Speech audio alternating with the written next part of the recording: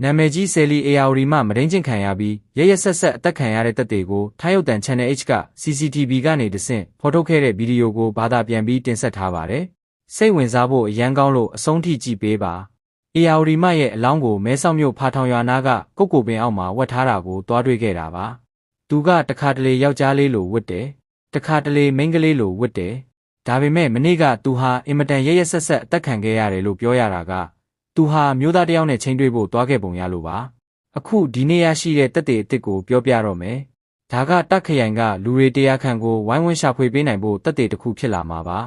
19ရက်နေ့ည7:18မိနစ်အလောင်းမတွေ့ခင်မှာကိုဟာဂျင်းရီဟိုတယ်နားမှာအမျိုးသားနှစ်ယောက်နဲ့လမ်းလျှောက်နေတာကိုတွေ့ရပါတယ်ဟောကြည့်လိုက်ပါဦးဒီဟာကတန်တရားရှိသူဖြစ်ပါတယ်ဒီဟာမင်းမအပြစ်မရှိရင်ကိုယ်တိုင်လာရောက်အစစ်ဆေးခံပါဒီဟာကိုလာစေချင်ပါတယ်ဘာလို့လဲဆိုတော့ဒါဟာသူမအသက်ခံရပြီးတောရဲမှာအလောင်းဖြောက်မခံရခင်နောက်ဆုံးတွေ့လိုက်ရတဲ့ပုံရိပ်ဖြစ်နေလို့ပါ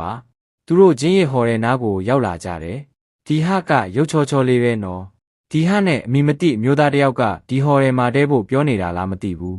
CCTV ကနေအရင်ကြည့်ကြည့်ရအောင်ဒါကတီဟာပါမြန်မာနိုင်ငံသားပဲဖြစ်မယ်မနေ့ကချိန်တွေ့ခဲ့တဲ့မိမရှာလေးနဲ့ချက်မှာစကားပြောခဲ့တဲ့သူပါချက်ကိုကြည့်ရအောင်မနေ့ကရဲတွေကမြန်မာဘာသာနဲ့ရေးထားတဲ့အချက်လက်တွေကိုတွေ့ခဲ့ပါတယ်။အဲ့ဒီချက်နဲ့ဟိုတယ်ရှိကပုံကိုရှင်းပြပေးပါ။တေဆုံးသူနဲ့တီဟာတို့စကားပြောတာကတီဟာကမမလာမလားလို့မေးတယ်။တေဆုံးသူကဘယ်မှာလဲအခုဘယ်မှာချင်းမှာလဲလို့ပြန်မေးတယ်။တီဟာကဈေးနားမှာချင်းရအောင်လို့ပြောတော့တေဆုံးသူကဘယ်ဈေးလဲလို့မေးတယ်။သူကတီခေနာကဈေးလို့ရှင်းပြတယ်။ဒါပေမဲ့တေဆုံးသူကအဲ့ဒီနားမလာခြင်းဘူးလူများတယ်မောင်လေးအရင်တခါစောင့်နေကြနေရကိုလာခဲ့ပါလို့ပြောတယ်။ဒါဆိုရင်သူတို့အရင်ကစုံဘူးကြတာပေါ့ဒီဟနဲ့အရင်ကစုံဘူးပုံရပါတယ်ဒီဟကအခုသွားရှာပါမယ်ကားပတ်မောင်းပြီးလာကြုံမယ်လို့ပြန်ပြောတယ်ဒါကပထမစာမျက်နှာဒုတိယစာမျက်နှာမှာကျတော့ဒီဟကတေဆုံးသူကိုလာဖို့စွတ်ခေါ်နေတာတေဆုံးသူကမလာခြင်းဘူးလို့ပြောပေမဲ့ဒီဟကလာပါမမရဲ့တခုခုသွားတော့ရအောင်လို့ပြောတယ်တေဆုံးသူကဟိုဘက်မှာလူတွေရှုပ်တယ်မောင်လေးဘသူနဲ့လာတာလဲလို့မေးတော့ဒီဟကအခုလာနေပြီးအကိုတယောက်နဲ့လာတာလို့ပြောတယ်ဒါဆိုအတူတူပါလာတဲ့နောက်တစ်ယောက်ပေါ့ဒါကအသက်မခံရခင်ကချက်တွေကိုဖော်ထုတ်ထားတာပါဒီဟနဲ့နောက်ထပ်အမျိုးသားတစ်ယောက်စက်ကြည့်ရအောင်တေဆုံးသူကမလာရဲဘူးလူများတယ်လို့ပြောပေမဲ့ဒီဟကမရဘူးလားဆိုပြီးစွတ်ခေါ်နေတာတတိယစာမျက်နှာမှာတော့သူတို့ဆုံဖြစ်သွားကြပုံရတယ်ဒီဟကရောက်ပြီးထွက်လာခဲ့တော့လို့ပြောတော့တေဆုံးသူကโอเคနီးရင်ပြောအောင်လို့ပြောတယ်ဒီဟကရောက်တာကြပြီးโอเคလို့ပြောတော့တေဆုံးသူကโอเคအခုလာနေပြီလို့ပြောလိုက်တယ်ပြီးတော့သူတို့ဆုံကြတယ်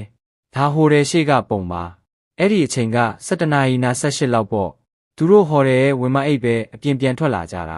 ာသူတို့မြန်မာပြည်တက်ကိုထွက်မပြေးသွားဘူးဆိုရင်ထိုင်းရဲတွေဒီအမှုကိုဖမ်းမိမှာပါသနာစရာကောင်းလိုက်တာတေဆုံးသူကလက်ကလေးလွှဲပြီးပျော်ပျော်ရွှင်ရွှင်လမ်းလျှောက်နေတာသူတို့မုန်းတဲ့ဘီယာဝယ်ဖို့ကုံစုံဆိုင်ကိုသွားကြတာသတင်းထောက်ပြောပြတာကတော့ဒီလမ်းကနေအလောင်းတွေးတဲ့နေရာကိုလမ်းလျှောက်သွားလို့ရတယ်တဲ့ဒါပေမဲ့သူတို့ကအဲ့ဒီနေရာကိုတိုက်ရိုက်မသွားဘဲဆိုင်ကိုအရင်သွားကြတာဒါဘီယာဝယ်ဖို့သွားကြတာကုံစုံဆိုင်ရှေ့ရောက်ပြီး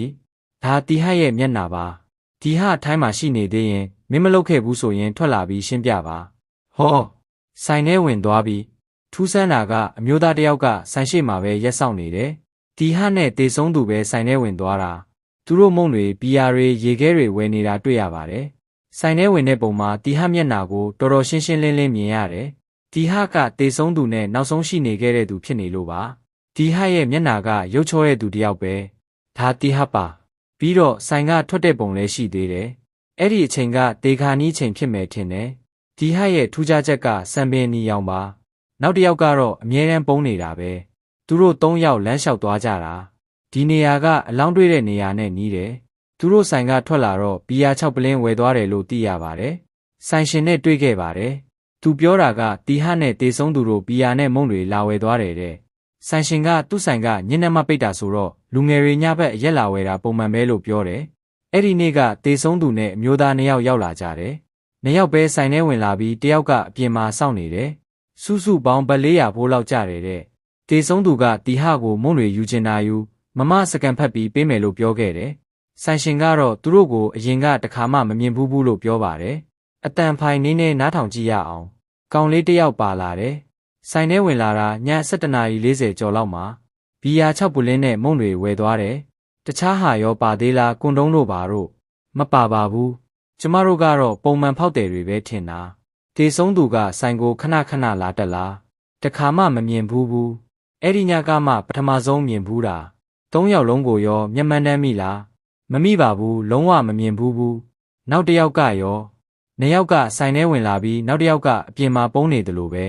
ဆိုင်ထဲဝင်လာတဲ့သူကဝယ်ချင်တာဝယ်မမစကန်ဖတ်ပေးမယ်လို့ပြောတာ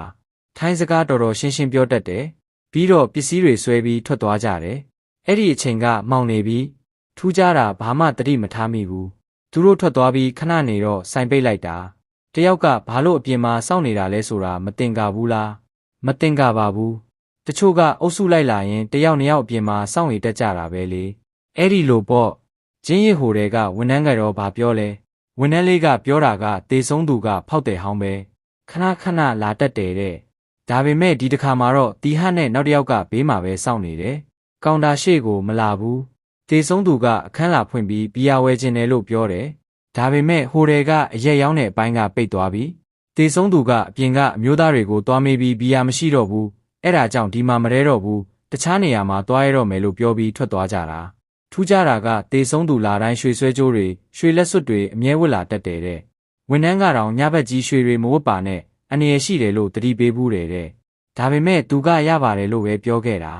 အခင်းဖြစ်ပြီး CCTV ပြန်ကြည့်တော့ပစ္စည်းတွေပါသွားပုံရတယ်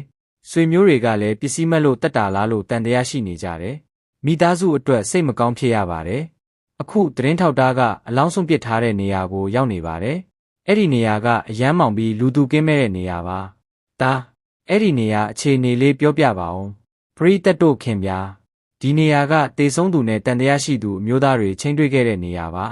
လမ်းမကနေမီတာ100လောက်ဝေးပြီးတောအုပ်လိုဖြစ်နေတာအလောင်းကိုကိုပင်ကြီးအောက်မှာမှောက်လျက်သားတွေ့ခဲ့တာပါ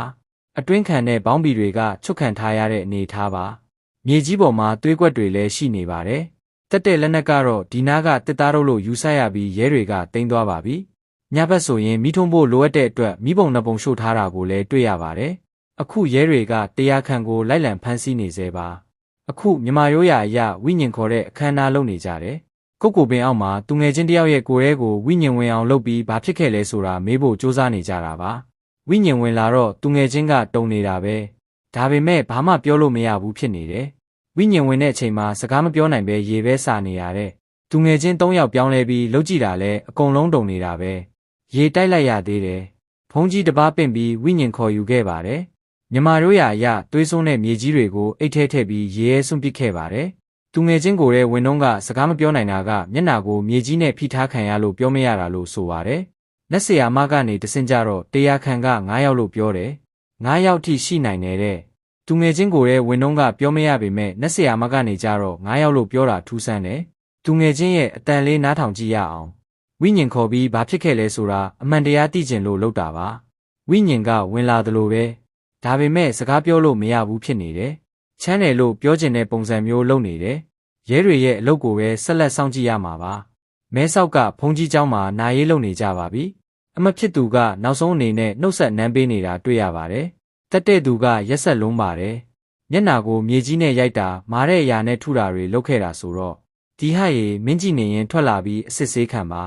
မင်းကနောက်ဆုံးရှိနေခဲ့တဲ့သူဖြစ်လို့ပါ